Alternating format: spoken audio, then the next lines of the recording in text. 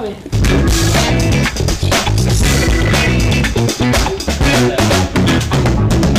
Boom. Welcome to The Obsession, everybody. I'm Garl Bethke. I'm Mike Stadler. Mike, Go. second week of November, my friend.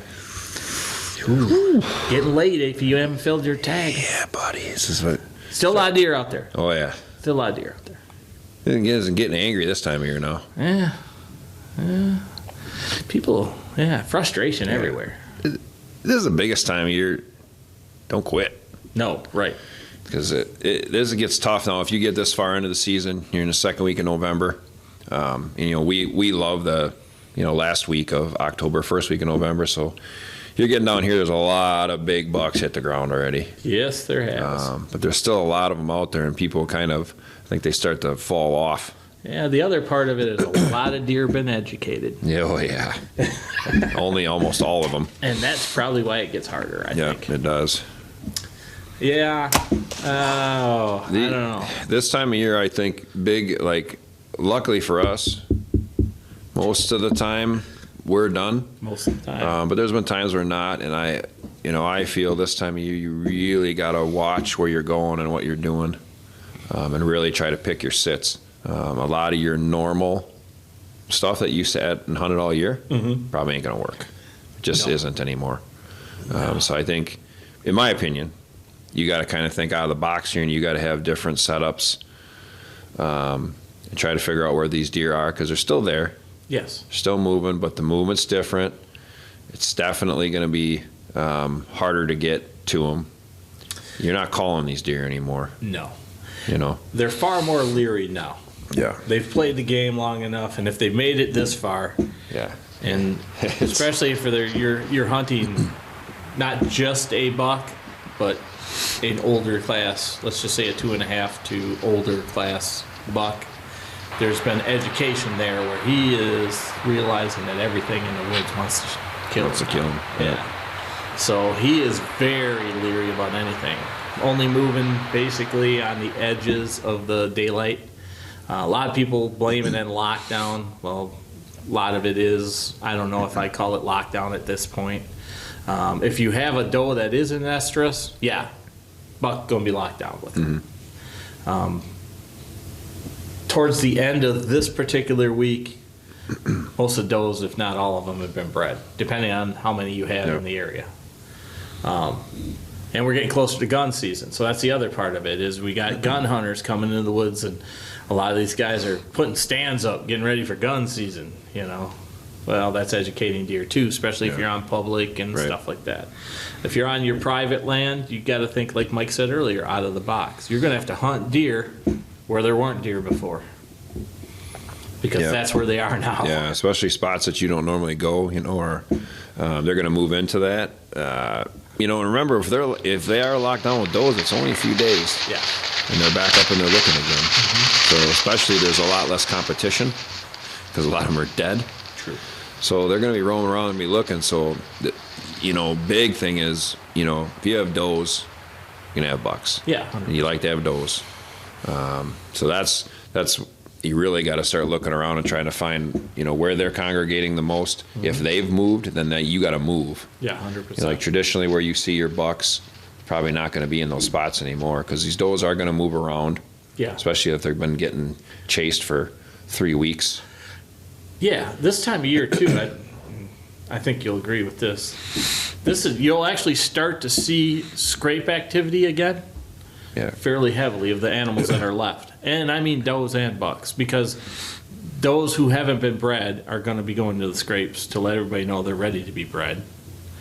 Some of the younger fawns at this point, or the older fawns, sorry, will start, usually people talk about the second rut being the beginning of December.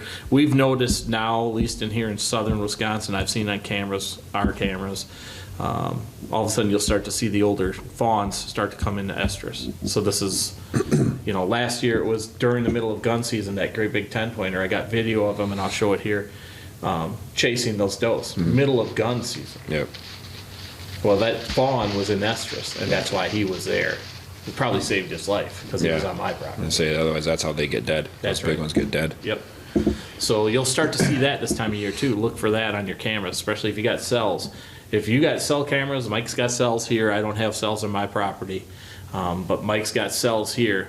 Hunt with your cameras. Yeah, we see it every year here because normally, you know, like I said, Carl and I are lucky enough to have filled our tags, but we see it at his place also. But we can see it live here, and like especially last year, we had a ton of bucks moved in on both properties, and we were watching it here, and we had some of the biggest deer on the property here. So that's kind of a thing. If you have spots that you don't normally hunt, you know, those are places you're going to want to go to, especially if there's no pressure, because the more pressure you have, you know, like our properties are always real good late because we don't pressure them. Yeah, and our neighbors do. Yeah, and they do. So deer move in. Yeah. They just do. So if you got, you know, and it could be a small chunk of land. I mean, you can have a 10, 15, 20 acre piece of property somewhere. If you don't, I don't normally hunt that place. Might be a place you might want to look now. That's a fact. You know. Yeah. Not saying everybody has that opportunity, but it is a good place, especially if it hasn't been hunted. Yeah. You see a lot of times those little bitty couple acre thickets. Yep. And there's a giant in there. Oh yeah. And even in there a while. Oh yeah. You know, and people do it every year. Dug in deeper than Alabama. Dug in deeper than an Alabama tick. Yeah, that's right. But you know, when people are like, oh, I'm not gonna hunt that, just this little spot. You know, I'm like, okay, be a good buck in there. Oh, I've seen a lot of people shoot big bucks out of little just 100-foot by 100-foot thickets. And that's usually too, you know, they kind of stay in there that whole time, and those gun hunters go pick them off. Yeah, because they'll drive it. They drive it, pick them off out surround the whole. We used to do it every year when I used to gun hunt way back in the day. There was a small, it was an acre by an acre in the middle of a cornfield. Yeah. Every year we shot a big buck out of it. Did it at the point in the lease. Yep. That same point, how many big bucks get shot out of there? A lot. Yeah. A lot. So, I mean, that's something you could do. The other aspect of this time of year is, you know, on the management side, if you're a land manager, this is when you start to accumulate big deer. Yeah. So if you have a good piece of property and you spent your time setting everything up and getting it ready, this is when you start pulling bucks from your neighbors. Yep. Because there's pressure out there. Everybody's going in there. People are getting desperate. And I get the pressing it, especially if you're bow hunting, you know. And I understand it 100%. But this is the time of year that people lose bucks, people gain bucks. And then they decide whether or not they want to stay on your property. I don't know how many bucks we've gained multiple years. We always gain this time of year. But, and you know, that goes back to not only our setups, right, but what we preach about is the pressure, our entries and our exits. That's why they're still here. Yeah. You know, and obviously, yes, we have it set up for deer. Yeah. And this is why every year, both of us have big deer on our property during gun season. Because nobody's pushed them off. No. You know, and this is why a lot of people get sick of gun hunting, because gun hunting ain't like it used to be. Nobody moves anymore. No, everybody sits. Because nobody wants to push their deer out of there. Right. That's why. That's a fact. That's a fact. Yeah.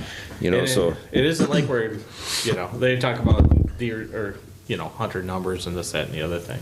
Well, hunting now is a lot different than when you and I were growing up. So it's and a lot of the land is owned now by a lot of different people than it was 20, 30 years ago.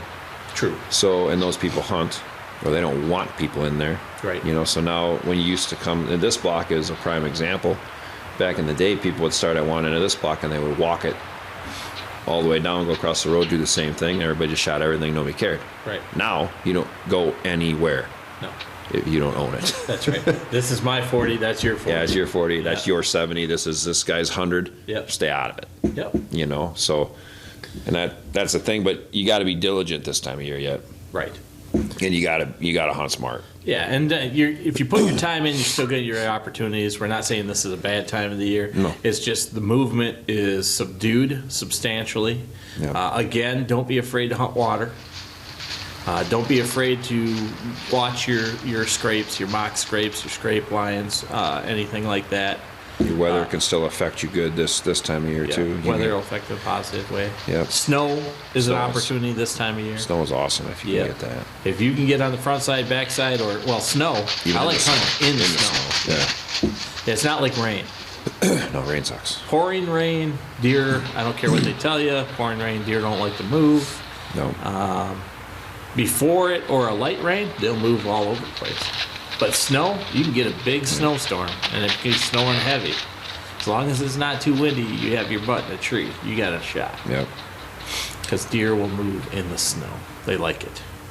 That's a big win, too. So, well, that's pretty much the rut right there, my friend. It is. It is. Hopefully everybody had luck out there. Yeah. And if you didn't, keep pounding out this last week. Yeah, never give up. And get in there and get it done. That's right. Chance to shoot a monster every day you're out. So. Yeah, buddy. You can't shoot them on the couch. That's a fact. Because you're playing buck hunter. Buck hunter. Yeah, then they don't go on the wall anyway. We appreciate each and every one of you guys. Man, we got a new toy. It's something. We appreciate each and every one of you guys. If you want to watch the hunts, remember to watch the hunts and then future small property layouts on Wednesdays. We're going to bring shows out again once we start working on the properties again here in December coming up. That being said, if you guys want to check us out on our podcasts, you can check us out at any of our outlets, Spotify, RSS.com, Google, Apple, iHeart, Amazon. Check our pretty faces out right here, YouTube. You got any comments, put the comments down below. Like I said, share and like. We appreciate each and every one of you. Yeah, buddy.